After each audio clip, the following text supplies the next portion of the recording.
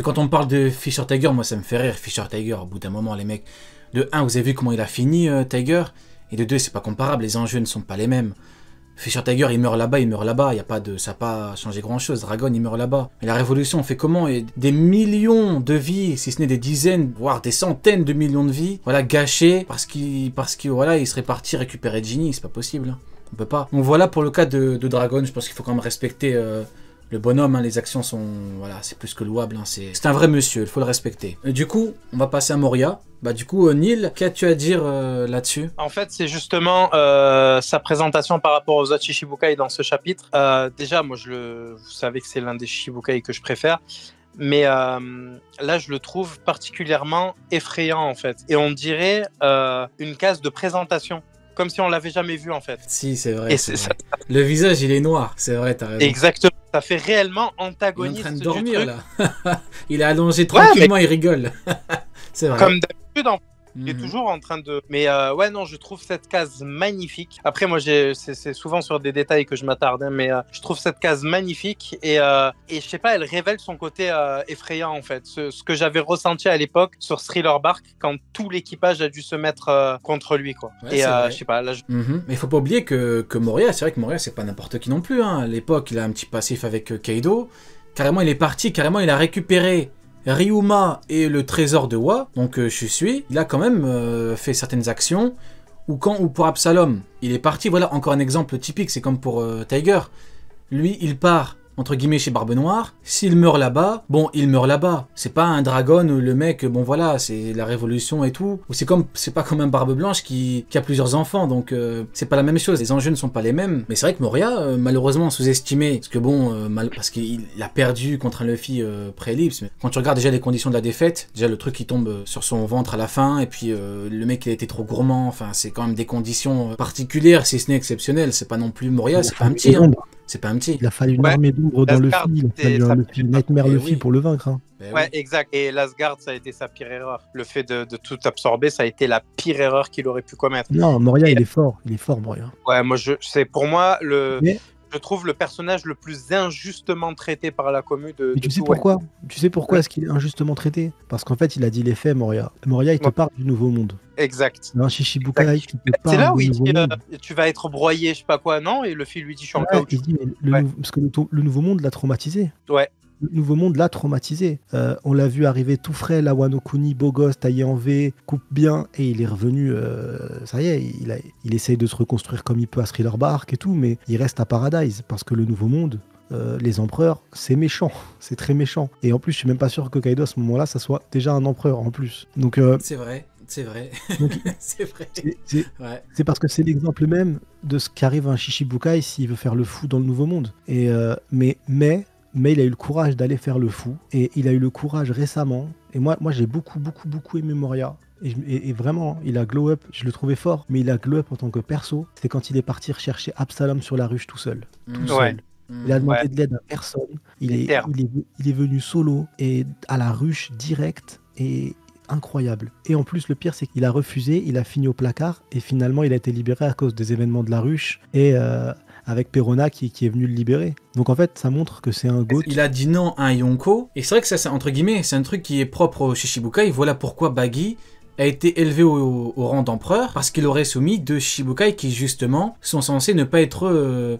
on peut pas les soumettre, en fait, normalement. Regardez Moria, il lui a dit rejoins-moi, il lui a dit non. À mon avis, il a dû tenter de le soumettre, malgré ça, il a dit non. Dans son chapitre-là, t'as Vega qui dit ouais, vous dites ça parce que même les Shichibukai, ils vous écoutent même pas. Donc ça veut dire que même les Shichibukai, ils ont du mal à le maîtriser, le gouvernement mondial, et là t'apprends que Baggy le clown, il en a dressé deux. Il a dit vous m'obéissez, ah ok d'accord, Donc des êtres que tu peux pas forcément soumettre facilement se sont soumis à Baggy le clown, dans ce que les gens pensent bien sûr. Donc forcément, si le monde entier apprend que deux Shichibukai ont décidé de donner leur force et d'être un commandant entre guillemets ou un capitaine de flotte, d'un empereur. Voici nos deux commandants, c'est comme ça qu'ils sont présentés. Hein. J'aime bien le mot dressé, t'as vu? C'est ça, oui, il l'aurait dressé. Mihawk et Crocodile, c'est vrai que la légende urbaine dit que Baggy serait devenu Yonko car il aurait été associé à Mihawk le niveau Yonko, sauf que non. Si vraiment pour le monde et la marine et le GM Mihawk a le niveau Yonko, donc si c'est un Kaido, en fait Baggy il est pas juste Yonko. Donc ça marche pas comme ça, non. C'est dans le groupe, le niveau Yonko de ce qui est présenté, bah c'est justement Baggy qui aurait, comment tu dis, c'est quoi le terme que tu utilises? Dressé.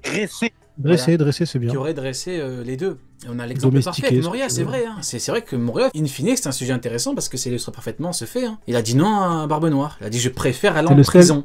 Je n'ai rien à C'est le seul qui ressemble à Luffy là-dessus. Mm-hmm. Il ressemble à Luffy dans le tempérament.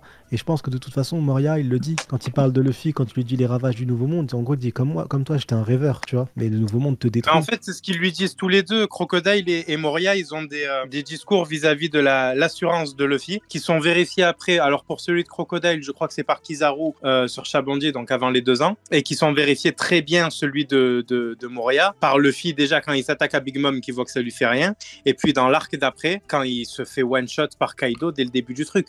Tu vois, oui. Là, il a eu les leçons qui lui ont été enseignées avant, qui sont, comment dire, observables à ces moments-là. Mm-hmm.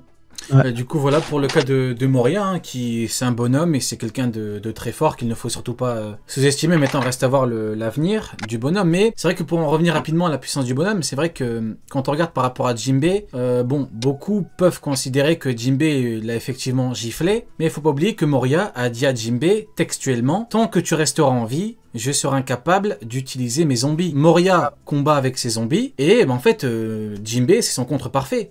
Donc c'est comme si tu retires à Boa son fruit, Crocodile son fruit, Jinbei son karaté. Tu leur retires leur élément principal contre un mec du même niveau. Bah de fait, t'es en position d'infériorité. Donc c'est complètement normal que Jinbei soit de ce point de vue-là supérieur à Moria. Donc voilà. Donc ouais, O'Neill. Puis ouais, non, mais c'est comme ça que sont construits les Shichibukai, en fait. Quand vous regardez bien, dans les Shichibukai, au sein même de cette pseudo-organisation, il y a toujours un pouvoir et son contraire. Donc, du coup, il y a toujours quelqu'un qui peut... Regarde, tu prends Mihawk et tu prends Baggy, tu en as un et son contraire. Ouais, tu prends Moria... C'est vrai que Baggy, effectivement, c'est son... Mais là, c'est le contraire, le contre... par excellence, hein. Là il n'y a pas plus contre, hein. C'est incapable de le découper, c'est vrai. Et en fait, tous les Shichibukai sont construits comme ça. Et Hancock, c'est quoi le contre pour, attends, je crois que j'avais une fiche à un moment qui le disait. Hancock, faudrait un mec qui n'ait pas de, comment dirais-je, qui ne soit pas corruptible par la beauté d'Hancock en fait. Qui n'est pas un gros cochon parmi les Shichibukai. Mihawk c'est un gros cochon, ça se voit. Aidez-nous un petit peu dans le chat, c'est le jeu du cochon. Il avait Robin, il s'en foutait, il a voulu la tuer. Crocodile, effectivement. On parle de chez les Shichibukai. Effectivement, Crocodile, c'est un mec pour qui, l'objectif est plus important que tout le reste. Effectivement. Ah, c'est vrai, Kuma, c'est un robot. T'as dit quoi? Kuma, c'est un robot, techniquement. Non, Kuma, c'est un gros cochon. Je rigole. C'est vrai que c'était un robot. C'est vrai que c'était un cyborg, donc ouais, de ce point de vue-là, tout à fait. C'est vrai que ça marche pas. Tu as complètement raison. Donc ouais, effectivement, c'est vrai que ce sera un bon jeu de chercher un petit peu, un petit peu les contres parfaits. C'est vrai qu'on en a déjà 2, hein. C'est vrai que tu as totalement raison. Donc parlons effectivement de la dernière case du chapitre. Mon cher Sonny, qu'est-ce que cette dernière page t'inspire? Ah, pour moi, il y a 2 possibilités. Soit c'est une rêve sympa, il est là et il se barre, et je vois pas l'intérêt.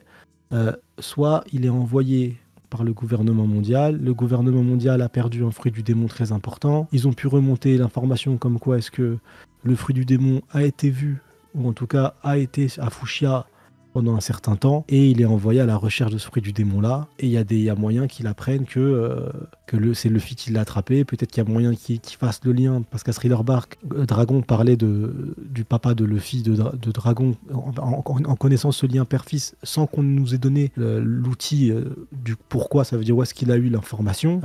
Est-ce que du coup est-ce qu'on va commencer à nous raconter pourquoi est-ce qu'il a protégé le Sunny pendant 2 ans? C'est possible. Est-ce qu'il va comprendre que Joy Boy est en fin de retour, potentiellement? Comment, je sais pas. J'ai qu'une seule hâte, c'est de le voir, parce que on n'oublie pas que Vega, il a parlé directement du guerrier de la libération. Ouais. Vega est lié à Kuma. Il connaissait pour ce fruit du démon. Est-ce que du coup avec Vega et Kuma, ils en ont pas parlé de ce fruit du démon et du fait qu'il n'était pas dans l'encyclopédie, enfin que c'est un truc rajouté, que c'est faux, et que lui, Vega a des connaissances certaines en chimie que tu n'as pas. Hein? Oh la ref. Moi, je t'empoisonne. Je t'empoisonne. Oh la vieille ref. Elle est vieille, tu l'as pas enseigné. La rêve de fou. Vieille. Du coup, en fait, est-ce que tout va se lier, ça y est? Le lien avec Vega qui parle du guerrier blanc, de la libération, est-ce que le lien va pas se tisser maintenant? C'est possible que là, ça y est, on rentre sur un lien de port et sur un foreshadowing de fou furieux, et avec des explications de dingue, et qui rentrerait du coup en mode Kuma clé de voûte. Pour le scénario, c'est archi possible que la semaine prochaine, tout change dans le manga, tout l'aspect du pourquoi du comment, on a des explications pour tout, et je trouverais ça incroyable. J'ai Ah hâte ouais, de voir carrément ça. pour tout. Et je trouverais ça ouf. Bah ouais, parce que du coup, on aurait l'explication du pourquoi est-ce que le GM n'a pas fait en sorte de tuer Luffy avant. Peut-être qu'il a été protégé de quelque manière par Kuma.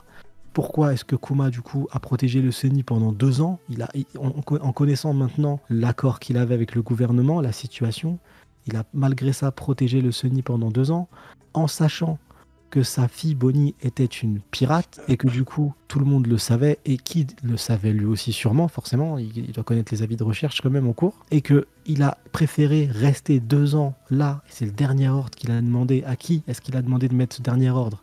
À Vega. Vega qui connaît l'identité du guerrier blanc. Tout se lie, ça y est, là l'histoire de Joy Boy se lance, et ça voudrait dire que Kuma a permis à Joy Boy de revenir petit à petit, quoi. Et ce serait magnifique, dans l'ombre. En vrai, le coup de la marine qui lui dit enfin la marine, le gouvernement pardon, qui lui dit ouais, le fruit a été aperçu là-bas, je sais pas quoi. J'y crois moyen, parce que en fait, il est déjà à Fushia quand il reçoit l'appel, et on lui demande où est-ce que tu te trouves. Tu vois, donc c'est pas parce qu'il est là-bas qu'on lui dit va jeter un coup d'œil dans le coin ou quoi. Et je pense qu'il avait déjà l'idée d'aller sur place, qu'il avait déjà des informations soit en rapport avec la famille de Garp, parce que c'est des dés, donc forcément en rapport avec sa famille à lui, les boucaniers. Enfin, les boucaniers, sa race à lui plutôt, les boucaniers. En rapport direct avec Nika et les légendes qu'on lui a transmises. Le fait que bah, du coup, il cherche à voir chez tous les dés s'il n'y a pas un. Peut-être, mais en tout cas, héritier, tu vois.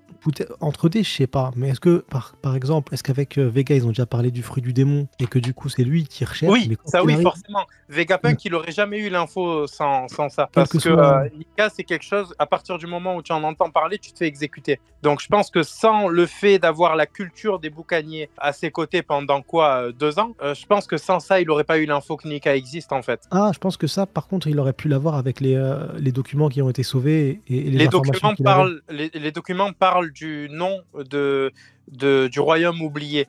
Et en fait, ce qui est très important de souligner et de redire plusieurs fois dans One Piece, c'est que les informations capitales sont toutes éparpillées. Donc là, à partir du moment où tu sais que toutes les recherches de Clover ont mené à un nom propre et à cette histoire selon laquelle 20 royaumes se sont alliés et leur ennemi, machin...